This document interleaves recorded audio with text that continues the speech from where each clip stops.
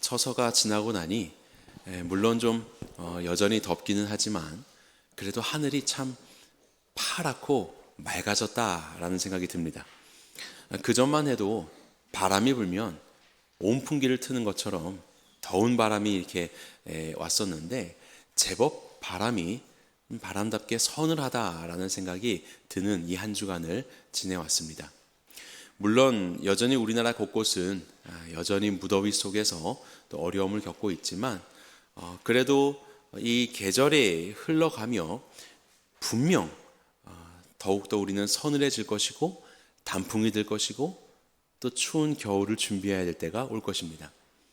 여러 변화의 시기 속에서 어떤 당혹스러운 그런 상황들이 우리의 삶에 펼쳐지기는 하지만 그래도 그 변화보다도 더욱더 큰 질서라는 것이 존재하며 결국 그 질서 안에서 흘러간다라고 하는 이 사실이 참 신비롭기도 하고 또 평온함을 주기도 하는 것 같습니다. 우리의 삶에서도 이와 같은 변화들이 있지요. 늘상의 변화들을 넘어서는 어떤 좀 다른 우리의 마음을 당황스럽게 하는 그런 일들이 우리의 삶 속에서 곳곳에서 일어나게 됩니다. 우리는 그 변화의 삶 속에 어떠한 마음의 자세를 가지느냐라는 것으로 당시에 우리가 무엇을 중요하게 생각하고 있고 무엇에 매여서 사는가 이것을 발견할 수 있습니다.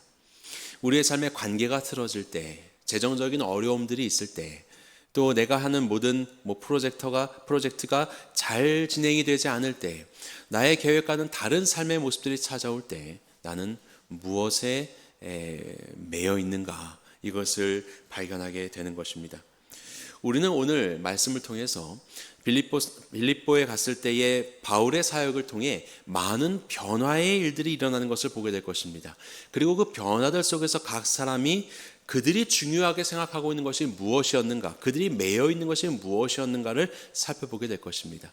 그러면서 그리스도인과 그리고 비그리스도인의 차이가 무엇인지를 살펴보며 그리스도인다운 참되게 매여야 할 것이 무엇이며 무엇 안에서 자유해야 되는지를 함께 살펴보는 시간을 가지려고 합니다. 자, 우리가 지난 수주 동안 누가복음으로 갔다가 이제 다시 오는 바람에 주일학교랑 본문이 좀 많이 차이가 나서 급하게 왔습니다. 1차 선교 여행을 잠시 보겠습니다. 바나바와 바울이 안디옥에서 출발하여서 구브로 섬을 지나서 버가로 이르게 되고 비시디와 안디옥에서 말씀을 전하고 쭉 이 순서로 복음을 전하였지요. 그리고 나서 그대로 다시 돌아옵니다. 그대로 돌아와서 세워졌던 교회를 이제 살피면서 이렇게 해서 다시 안디옥으로 돌아오는 것으로 1차 선교 여행이 마치게 됩니다. 그리고 나서 일정 시간이 흘러서 2차로 선교 여행을 가는데 이번에는 안디옥에서 이제 더베 루스드라로 향하게 됩니다. 여기서 우리가 잘 아는 이제 디모데가 함께 이제 합류하게 되는데요. 그리고 나서 복음을 증거하기 시작하는데 성경에 보게 되면 아시아에서 복음을 증거하려고 하였습니다. 아시아라고 말하는 것은 바로 이 지역을 말합니다. 아시아에서 복음을 전하려고 아마도 가장 큰 도시 중에 하나였던 에베소로 가려고 하지 않았는가라는 추측을 해볼 수 있습니다. 그런데 성경의 표현으로는 성령께서 그 길을 막으셨다라고 합니다. 구체적으로 어떤 방법으로 막으셨는지는 우리는 알지 못하지만 그 길들이 계속 닫힘을 당하게 되는 겁니다. 닫힘을 당하게 돼요. 그리고 나서 드로아에 이르게 되었을 때 본문에 보면 사도 바울이 환상을 보게 됩니다. 마게도냐, 우리가 유럽이라고 할 수 있는 이 지방에 마게도냐 지방에 있는 한 사람이 나타나서 어서 건너와서 우리를 도와달라라고 하는 그런 환상을 보게 됩니다. 그리고 나서 이제 일행들과 같이 건너가서 빌립보에 이르게 되는 것이 우리가 보고 있는 사도행전 16장의 일들입니다. 인생에서의 변화, 나의 생각과는 다르게 일어나는 그런 일들이 그리스도인이라고 피해가는 것은 아닙니다. 바울의 일행이 그렇게 복음을 증거하며 사실 쉬운 일은 아니었죠. 하지만 복음을 증거하고 핍박도 당하였지만 그 아시아에서 하나님의 복음을 증거하기를 즐거워하였습니다. 그런데 하나님께서 그 길들 다 막아버리시는 거예요. 아니 어떻게 복음을 증거한다고 하는데 그 길을 막으시는가? 우리는 알 수 없습니다. 하지만 성령 하나님께서 안디옥에서 교회에게 감동을 주셔서 사람을 세워서 선교사로 파송하라고 명령하셨듯 선교의 시작을 하나님이 여셨으니 그 모든 여정도 결국 하나님이 인도해 가시는 것이지요. 하나님이 그 길을 막으시고 환상 가운데 마게도냐로 건너가는 것을 말씀하셨습니다. 그렇게 닫혀진 상황 속에서 그들은 하나님의 뜻으로 알고 그 한 사람이 오라고 하는 그 말이 주님의 뜻인 줄 알고 이제 바다를 건너서 마게도냐 지방으로 갑니다. 그렇게 갔더니 이제 마게도냐 지방의 큰 성읍 빌립보에 이르게 되었는데 빌립보에서 기도처를 찾으려고 수일 동안 돌아다닙니다. 기도하려고요. 그러다가 결국 찾지 못하고 어디로 이르게 되냐면 강가에 이르게 되었다. 성문 밖의 강가, 도시의 경계면에 이르게 되었다라고 합니다. 지금까지 바울의 선교의 그 과정은 도시에 방문하여서 회당으로 들어가고, 회당은 유대인들이 있습니다. 그들은 구약 성경을 가지고 있습니다. 그들에게 말할 수 있죠. 드디어 이 말씀에서 계시된 메시아가 오셨다. 그분이 예수님이다. 이것을 증거를 하는 거예요. 그러면 거기서 믿는 자가 있고 미워하는 자가 있었어요. 늘 그러한 패턴으로 지금 전도를 해왔습니다. 그런데 빌립보에 오니까 기도 처소가 없다? 회당이 없는 겁니다. 익숙하지 않은 곳입니다. 지금까지 해왔었던 방법과는 좀 뭔가 다르게 되어 있는 것입니다. 이게 뭐죠? 그리고 나서 강가에 이르게 되었는데 거기서 누구를 만납니까? 여인들을 만나게 됩니다. 물론 그 당시에 여인들의 나름의 여건들이 있는 시대였긴 했지만 그래도 사회의 중심은 남성 중심의 사회였습니다. 그리고 실제로 바울에게 나타나서 건너와라라고 했었던 그 사람도 원어 성경을 보면 남성 명사입니다. 남자가 건너오라고 했어요. 그런데 갔더니 그나마 기도처를 가려고 강가까지 이르렀더니 남자는 없고 순 여인들만 있는 것입니다. 뭔가 좀 실패했나? 좀 사회에 명망이 있고 혹은 어떤 가정 안에서 가장으로서 영향을 끼칠 수 있는 남성을 만나고 이런 것이 아니라 여인들? 환상과는 좀 다른 내용인 것 같기도 하고 뭐 이런 상황들이 지금 펼쳐지고 있는 것입니다. 바울의 심정이 어땠을까요? 계속해서 무엇인가 익숙한 것 속에서 열리고 열리는 상황이 아니라 닫히고 닫히고 닫히는 상황들이 이어지고 있습니다. 그것이 바로 이 바울의 상황입니다. 그뿐 아닙니다. 루디아를 만난 그 이후에 또 길을 가다가 귀신 들린 여종을 만납니다.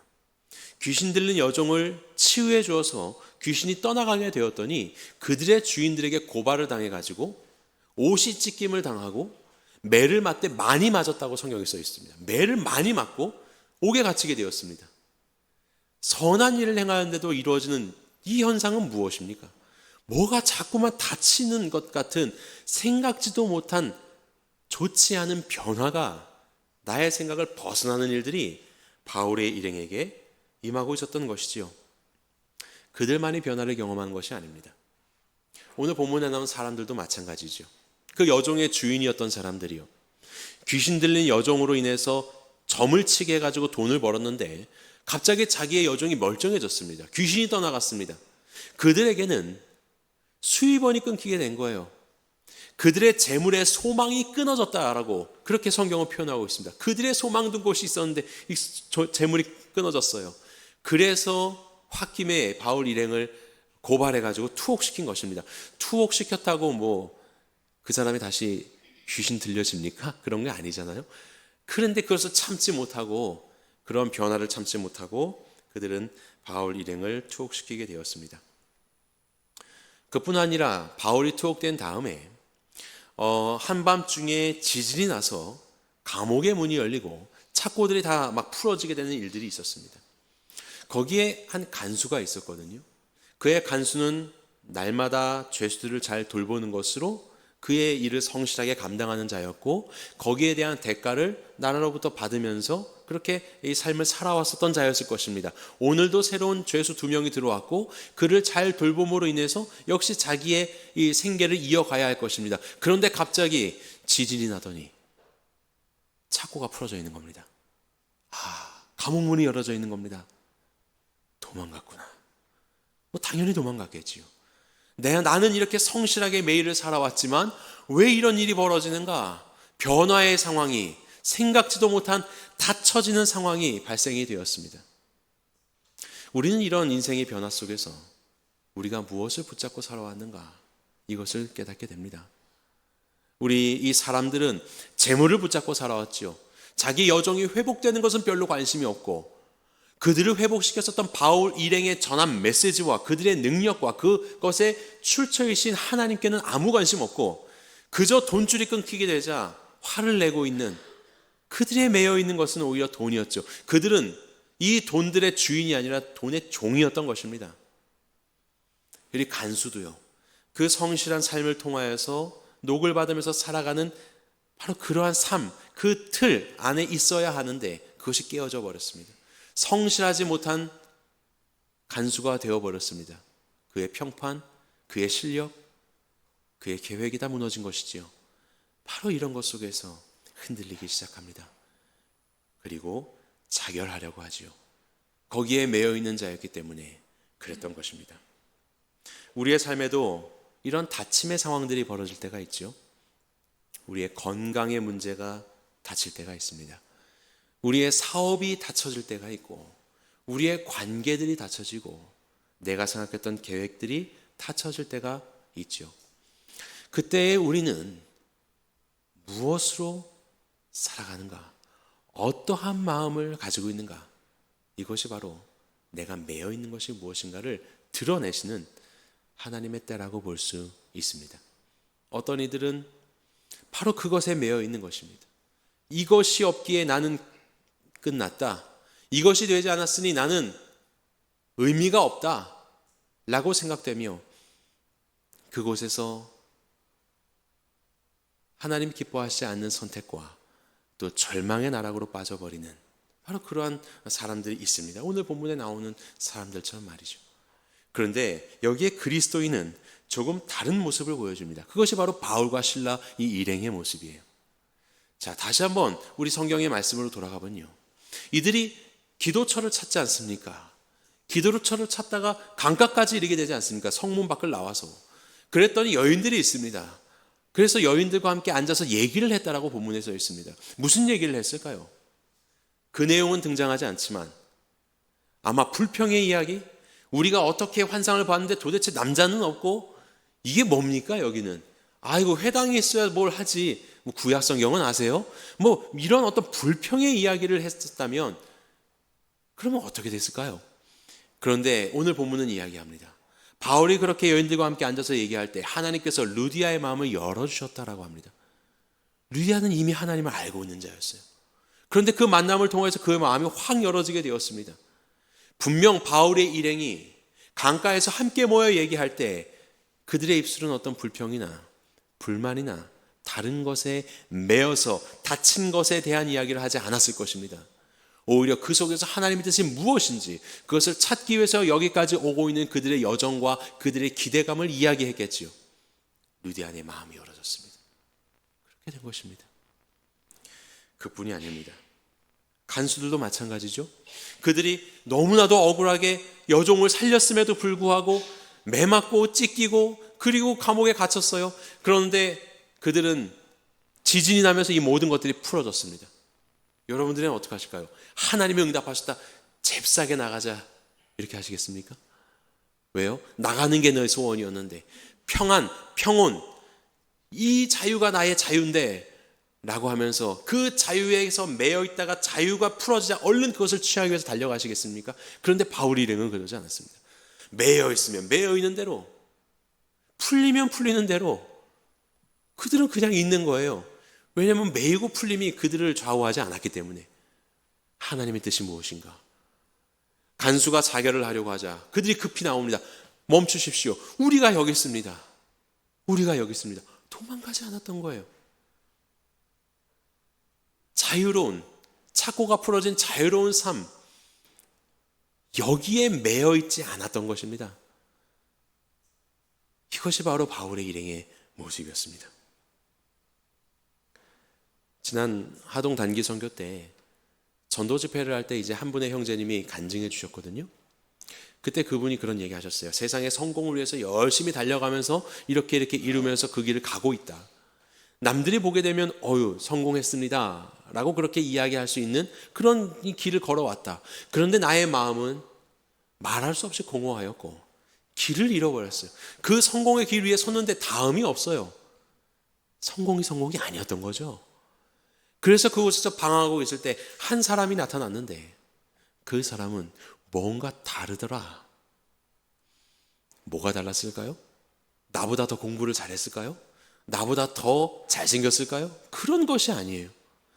사람들이 말하는 성공이라는 그 기준과 그 기준이 점점 더 내 안에서 채워지고 갖추어지는 것으로 달려왔는데, 그리고 많은 사람들이 이 안에서 그렇게 살아가고 있는데 그 사람은 뭔가 다른 겁니다. 그 기준과는 다른 삶을 살고 있는 것 같은데, 그런데 그게 너무 좋아 보였던 거예요. 그 안에는 정말 뭔가가 있다라고 생각이 됐던 거예요. 그 사람은 그리스도인이었고, 그래서 이 형제님이 나도 교회에 가볼까? 라고 생각하게 되는 계기가 되었다고 합니다. 몇 해 전에 우리 교회에 첫 발을 들여놓으신 우리 한 자매님이 계십니다.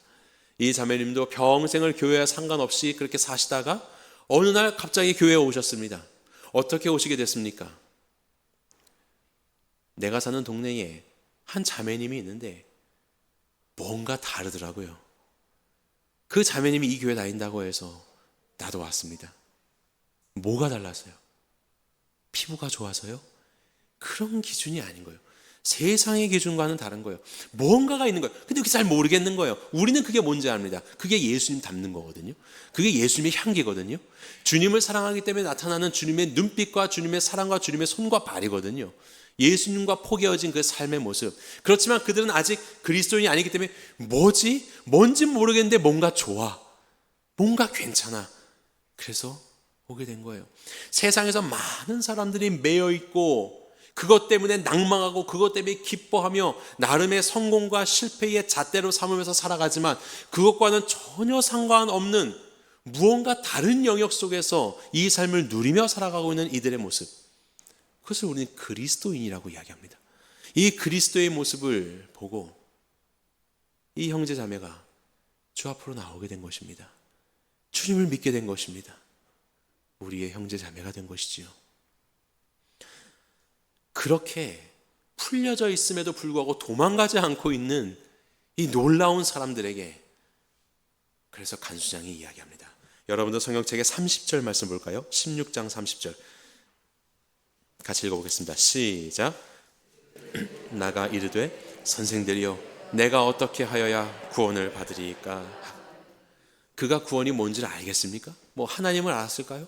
그렇지만 그들의 삶 속에서 발견되는 뭔가 다른 영역들, 나의 삶 속에서 나이가 가지고 있는 이 굴레와 이 다침과 변화 속에서 매여 어려워하고 있는 그의 삶과는 다른 삶을 살아가고 있는 이들의 모습을 보면서 착고가 풀렸는데도 도망가지 않고 내가 여기 있으니 제발 그 선택을 하지 말라고 이야기하는 이들의 모습, 밤새 한밤중에 억울하게 잡혔음에도 불구하고 찬양하고 경배하셨던 그들의 입술, 옥에서는 온갖 불평과 불만과 욕의 소리가 가득했을 그 옥인데 이들은 달랐거든요. 그것을 알고 이게 뭔지는 모르겠지만 나도 당신들과 같이 나의 이 삶의 굴레로부터 좀 벗어나는, 나의 이 삶의 이 매여 있음으로부터 자유케 되는 구원을 얻고 싶다. 그게 뭔지 모르겠지만 그 소망을 나도 갖고 싶다라고 이야기하며 어떻게 해요? 구원을 얻겠습니다 했고 말을 하는 것입니다. 무엇이라고 이야기합니까? 이르되 주 예수를 믿으라. 그리하면 너와 내 집이 구원을 받으리라. 얼마나 멋있습니까? 당장에 열렸다고 감옥 나가서 풀려나서 감사합니다를 말하는 것이 아니라 그 감옥 속에서 착고가 풀어져 있지만 머물며 한 영혼에게 예수 그리스도를 소개하는 진정으로 자유로운 자의 모습을 보여주는 이 바울 일행이요, 이것이 바로 그리스도인입니다. 세상에 있는 것에 매여서 일희일비하며 살아가는 것이 아니라 예수 그리스도 앞에 성령 하나님께 매여 주님 나라를 위해서 살아가는 진정한 자유자의 삶, 바로 이 삶을 보여주고 있는 것이에요. 도대체 이들은 어떻게 이러한 자유함을 누릴 수 있었을까? 세상의 그 다침과 매어짐의 상황 속에서 어떻게 이것들이 그들에게는 아무것도 아니게 되었을까? 바로 그것을 두 가지로 살펴보려고 합니다. 자, 어떻게 자유할 수 있었는가? 첫 번째, 바울과 실라는 뭐 하는 사람이었습니까? 예배하는 사람이었습니다. 그들은 어느 곳에 있든지 하나님을 기억하고 예배하는 사람이었어요. 빌립보에 갔더니 회당이 없습니다. 그러면 그냥 대충 살면 되는 거 아니에요? 근데 꼭 기도처를 찾아야 됩니까? 바울은 형식적인 믿음을 갖는 사람이 아니었습니다. 그는 율법주의자가 아니었습니다. 아무 때나 가서도 그냥 기도드리면 되는 거 알았어요. 굳이 회당 안 가도 되는 겁니다. 그런데 왜 안식일에 기도하고자 하여 수요일 동안 기도처를 그렇게 찾고 있는 것일까요? 그럼에도 불구하고 내 시간과 마음과 장소를 들여 정말로 하나님께 기도하고자 하였던 것입니다. 우리는 어떻습니까? 일상을 살아가면서 바쁜 와중에 뭐 하나님께 잠깐 기도 드릴 수는 있지요. 하지만 정말로 내 삶을 집중하여서 하나님께 나아가 주님을 예배하기 원하는 건 바로 그런 마음이 우리 안에 있어야 됩니다. 아마 이 시간 이곳에 오신 여러분들은 그런 마음이 있어서 오신 것이 아닐까라고 생각됩니다. 아마 온라인 예배 드려도 되죠. 뭐 그럼 안 됩니까? 뭐 꼭 이렇게 안 해도 되지요. 맞아요. 어느 곳에 있어도 우리는 할 수 있습니다. 하지만 정말로 하나님께 내 마음을 드리고 싶어서 내 삶을 드린다는 그 고백으로 일주일의 첫 시작인 이 주일에, 이 아침에 여러분들의 삶을 정돈하여 주님 앞에 나와 드리는 예배자들이 된 건 아니겠습니까? 바로 그런 예배의 태도, 그것이 바로 바울과 실라가 가진 예배하는 그들의 신앙의 모습이었습니다. 그뿐이 아닙니다. 그들은 감옥에 갇혔을 때도 예배했지요. 한밤중에도 예배했습니다. 막 예배하고자 하는 마음과 체력과 상황이 되어서요, 절대 그런 것이 아니었을 겁니다. 억울하게 그들은 잡혀서 옷이 찢어졌다고 했습니다. 매를 맞는데 많이 맞았다고 했습니다. 지쳤을 겁니다. 힘들었을 겁니다. 억울했을 겁니다. 그 한밤중에 잠자야 되는데 잠도 안 자고 그 매맞은 몸으로 그들은 예배하기를 결단하였습니다. 예배를 드리고자 하는 느낌이 들거나 예배를 드리고자 하는 시간이 되거나 그것이 좋아서라기보다는 정말 이 모든 상황 속에서 우리의 주인 되신 하나님이시기 때문에 주님을 찬양해야겠다라고 하는 그들의 신앙의 결단이었을 것이라고 생각합니다. 그들의 몸을 이끌고 그들의 모든 마음의 느낌과 상황들을 다 이끌어서 그들의 영혼이 결단한 겁니다. 나는 주님을 예배할 것이다. 그래서 그 한밤중에 그들은 주님을 찬양합니다. 한밤중에 주님을 찬양. 그 소리를 그곳에 있는 죄수들이 들었더라. 온갖 불평과 욕설이 가득할 그 감옥에서 어떻게 하나님을 찬양하는 소리를 낼 수 있는가? 그들은 그렇게 하나님께 예배하는 자였습니다. 그들은 기도하고 찬송했다. 그들의 초점은 하나님이었던 거예요. 땅에 있는 것들에 매여서 사는 것이 아니라 비록 내 육신은 이 땅에 있지만 위의 것을 생각하며 하늘에 매인 자가 되어서 그들은 결단한 것입니다. 여러분들의 삶에 매여 있는 것이 무엇입니까? 중요합니다. 재물, 우리의 관계, 우리의 건강 다 중요합니다. 하지만 우리는 땅의 사람이 아니라는 것을 기억하십시오.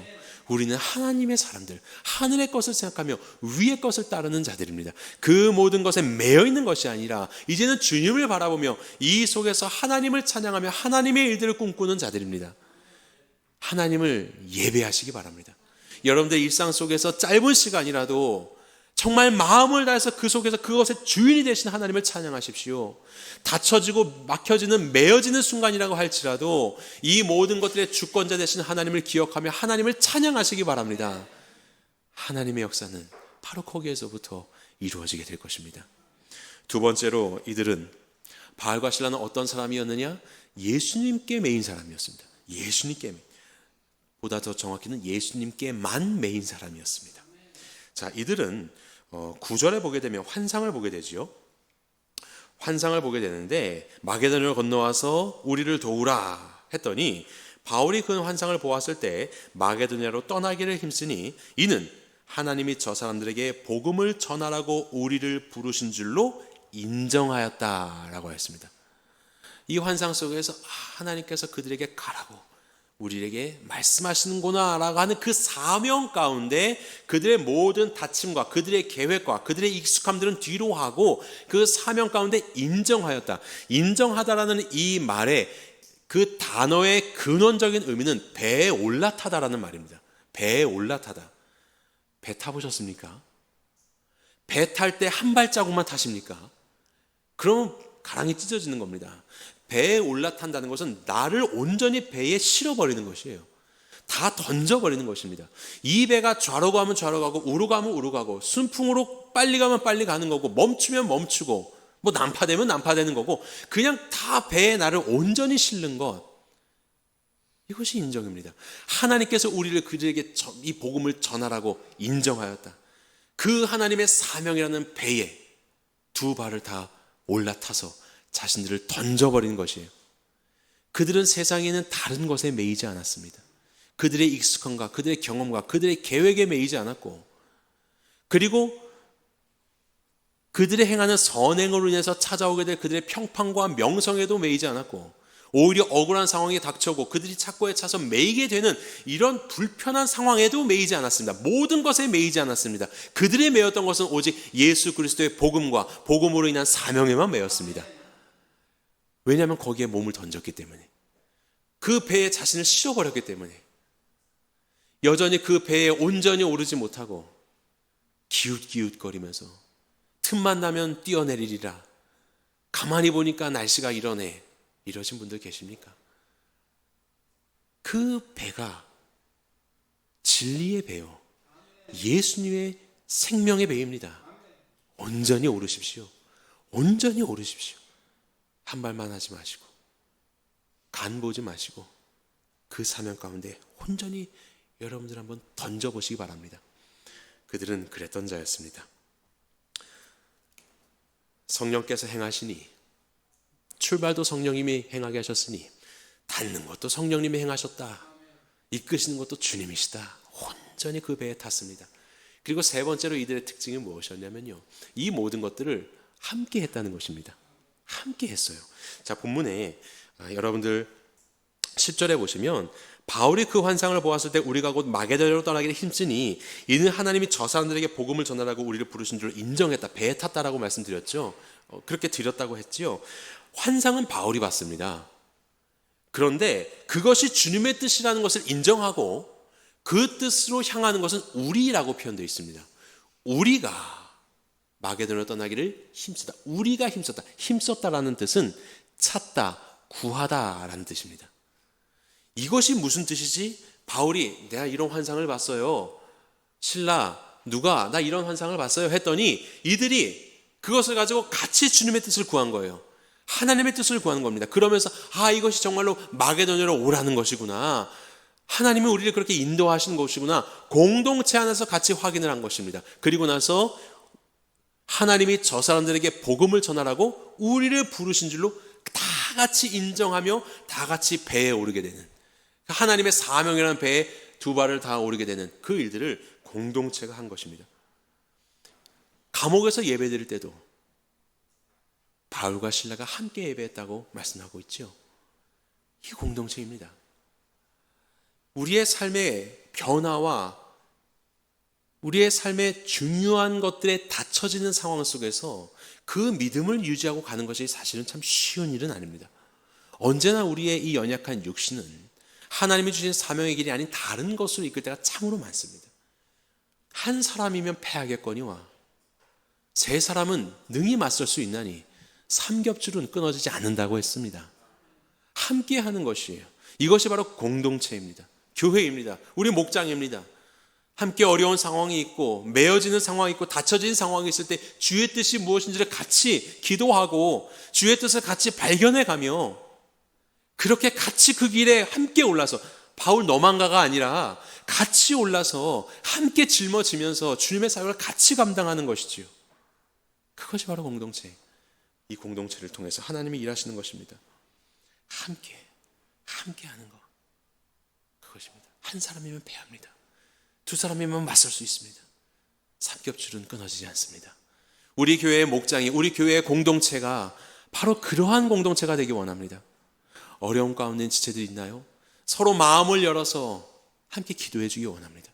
그 속에서 주님의 뜻이 무엇인지를 같이 발견하며 그 사명의 길을, 이 닫혀짐 속에서 우리가 절망하지 않고 주님께만 매어서 주님이 원하시는 것이 무엇인지 함께 발견하며 그것을 발견하기 위해서 힘쓰고 그것 가운데 우리의 삶을 같이 드릴 수 있도록 우리 공동체가 함께하는 공동체가 되기를 간절히 바랍니다. 제가 신학교 다닐 때 저의 룸메이트가 있었습니다. 학년은 저보다 아래였는데 나이는 많은 형님이었습니다. 형님의 가정은 가난했습니다. 등록금을 마련할 길이 없어요. 본래는 뭐 다른 것 전공한 미술 전공하던 사람이었는데 그 복음을 경험하고 예수님을 경험하고 그의 삶을 헌신하면서 신학교에 오게 되었습니다. 1학기는 어찌저찌 잘 다녔습니다. 이제 2학기를 다녀야 되는데 등록금이 없는 거예요. 손 벌릴 곳이 없습니다. 기도 제목으로 나누었습니다. 그런데 그 형님이 학교에 입학할 때 형편이 뻔하잖아요. 그래서 기도를 한 거예요. 그런데 하나님께서 내가 너의 삶을 책임져 주겠다라고 말씀하시는데 도대체 어떻게 책임져 주겠다는지는 잘 모르겠는 거예요. 하지만 그것이 너무나도 명확했어요. 그래서 다른 것에 좀 기웃거리려고 할 때마다 하나님이 그것을 막으시는 거예요.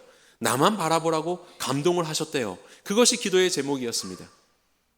같이 기도를 하고 있는데 이제 등록금을 내야 될 시기가 다가왔습니다. 돈이 없어요. 낼 수가 없는 겁니다. 그래서 제가 말했죠. 형님, 하나님께서 형님을 위해 학자금 대출이라는 제도를 만드셨습니다. 어서 신청하시지요. 근데 안 하더라고요. 물론 이것도 좋은 길이긴 하지만 나는 여기에 올 때 그러한 마음으로 오게 되지 않았다. 하나님이 나에게 그것을 약속하지 않았다. 답답하더라고요. 공부라도 잘하지 성적 장학금이라도 받게. 열릴 수 있는 길이 없는 겁니다. 그렇게 이제 방학을 다 끝내가고 이제 지금 시즌이잖아요. 계약하는 시즌이 되었습니다. 이제 학교에서 공시한 마지막 등록금 내야 되는 날짜가 왔어요. 우리는 매일 기도를 했습니다. 하지만 여전히 닫힌 상황 속에서 열릴 길은 하나도 보이지 않았습니다. 그리고 그 날짜가 되어서 날짜가 지났습니다. 학교에서 연락이 왔습니다. 사실 학생들에게 공시한 것보다도 진짜 마감 기한이 따로 있어요. 진짜 마감 기한이 따로 있는데 이때까지 안 내면 이제 학교에 못 다니는 겁니다. 개강을 했습니다. 개강을 하고 개강 수련회를 하거든요. 신학교라서. 개강 수련회를 합니다. 그 수련회 마지막 날이 그 마지막 기한 날이었습니다. 아무도 모르는 그 형님에게만 왔던 마지막 최후 통보일. 그런데 이 형님이 찬양을 잘했기 때문에 개강 예배의 마지막 예배 때 찬양 인도자로 이게 선정이 됐습니다. 그래서 그 찬양 인도를 열심히 준비하는 거예요. 아니 이제 내일 모레면 학교에서 나가야 되는 상황이. 형님이 이야기합니다. 하나님이 날 여기로 인도하셨으니 등록금이 채워지지 않고 학교를 나가게 돼도 괜찮다는 겁니다. 하나님의 뜻이라는 겁니다. 내 생각과는 좀 다르지만 나는 그냥 그것을 끝까지 붙잡겠다고 하는 거예요. 그래서 마지막 이제 개강 예배 점심에 드리거든요. 그래서 그 앞에서 찬양 인도하고 있는 겁니다. 정말 땀을 흘리면서 하나님을 찬양하는 거예요. 이제 이 개강 수련회지 않습니까? 다 이 친구들은 이제 개강하고 학교를 시작할 친구들이고 자기는 이 시간부로 이제 종강하는 거예요. 종강. 끝난 겁니다. 그럼에도 불구하고 자신에게 약속하시며 인도하셨던 하나님을 막 찬양하는 거예요. 예배가 끝났습니다.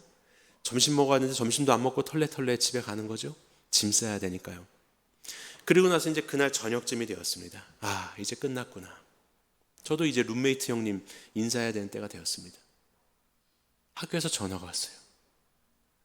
뭐뭐뭐 학생 장학금이 들어왔어요. 예? 그 마지막 날 강사가 오늘 찬양한 형제 누구냐고, 내가 그 사람 장학금 주고 싶은데 무슨 형편이냐고 물어봤더니 돈도 못 내고 있는 학생이었던 거예요. 그래서 한 학기 등록금을 주셔가지고 그 마지막 정말 그 데드라인에 장학금을 받았습니다. 그리고 학교를 들어가게 되었습니다. 그 다음 학기도 하나님이 채워주셔서 결국 3년간의 모든 과정을 잘 마치고 세종시에서 개척해서 정말 아름답게 목회를 하고 있습니다. 내가 이것이 내 생각과는 다르더라도, 완전히 이것이 남들이 봤을 때는 정말 조롱과도 같은 일이 되더라도 하나님이 주신 그 말씀을 붙잡으면서 주님 앞에 예배했었던 한 명의 형제였던 것이에요. 물론 뭐 다른 경로로 해서도 졸업할 일들은 다양했겠지만요, 빼앗길 수 없는 주님과의 추억이 남아있는 것이죠. 그러면서 우리는 알게 되는 겁니다. 주께서 정말로 나와 함께 하시는구나. 이 복을 누리게 되는 거예요. 학교를 다닌다가 복이 아니고 뭐 잘 되었다가 복이 아니라 주님께서 나와 함께 하시는구나. 그래서 이렇게 열려진 빌립보 사역 속에서 모든 것이 닫혀진 줄 알았는데 루디아가 마음을 열게 되었고, 이제 루디아의 집안이 열리게 되었습니다. 그리고 그들이 주님의 복음을 듣고 모든 자들의 침례를 받고 그곳에서부터 빌립보 교회가 시작이 되었습니다.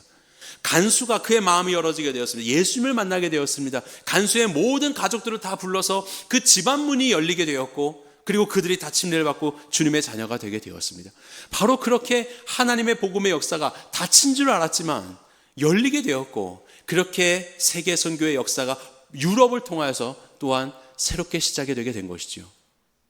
그리고 나중에 이 바울이 로마로 가서 로마의 감옥에 갇히게 되었을 때에 그 어렵고 힘든 상황 속에서 빌립보에 있는 교회들에게 편지를 보냅니다.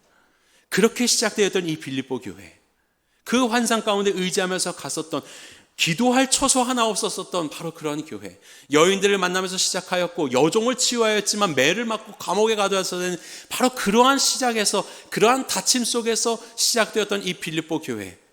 하지만 그 빌립보 교회가 얼마나 주님 안에서 아름다운 교회로 성장하고 있는지 그 소식을 들으며 바울이 그 감옥 속에서 내가 이 빌립보로 인해서 기뻐한다, 내가 이것을 해서 위로와 격려를 얻는다고 표현하고 있습니다. 이것이 하나님 나라의 놀라운 역사이지요. 그리고 그 빌립보 교회에 보면 우리 17장을 보시면요, 17장 첫 시작이 이렇습니다. 그들이 암비볼리아와 아볼로니아로 다녀가 데살로니가에 이르니. 이 우리라고 이야기했다가 갑자기 그들로 나옵니다. 왜 그래요? 이것을 기술했던 누가가 빌립보에 남아있는 겁니다. 이제 빌립보까지 같이 왔었다가 이제 누가는 내가 이 빌립보 교회를 더 돌보겠습니다 라고 결단하면 머물러 있었던 겁니다. 이 빌립보에. 그리고 바울 일행은 이제 떠난 것이에요. 바울과 같은 교회를 세우며 헌신하는 한 명의 이 누가라는 사람이 또한 여기에서 훈련되어지고 쓰임받게 되는 일들이 또한 이루어지게 되는 것이죠. 다쳤다고 생각되는 많은 일들 속에서 하나님은 많은 일들을 다시 열어 주님의 뜻을 이루어가고 계시는 것을 보게 됩니다. 그리고 우리는 이 모든 과정 속에서 정말로 주님께서 나와 함께 하시는구나, 세상 끝날까지 내가 너희와 항상 함께 있으리라고 약속하신 그 말씀을 이루어가고 계시는구나라고 하는 바로 그 진정한 복을 거듭거듭 확인하게 되는 것입니다. 예수님 안에 매여 있는 것, 예수님에게만 매여 있는 것, 이것이 얼마나 기쁘고 즐겁고 영광스러운 삶인지 오늘의 본문은 우리에게 보여주고 있는 것이지요. 많은 변화와 어려움 가운데 다침을 경험하고 계신 성도님들이 있습니까? 우리 같이 그 상황 속에 함께 주님을 예배하기 원합니다. 함께 주님 앞에 기도하기 원합니다. 그리고 우리의 상황 속에 오직 예수님께만 우리의 온 삶을 드리며 그분께만 메인 자가 되어서 그 속에서 주님의 뜻을 같이 이루어가는 주님의 성도가 되십시다. 우리의 이 걸음을 통하여 오직 하나님께만 영광을 올려드리며 주님 앞에 기쁨이 되는 새누리 성도님들 되시기를 주님의 이름으로 간절히 축원합니다.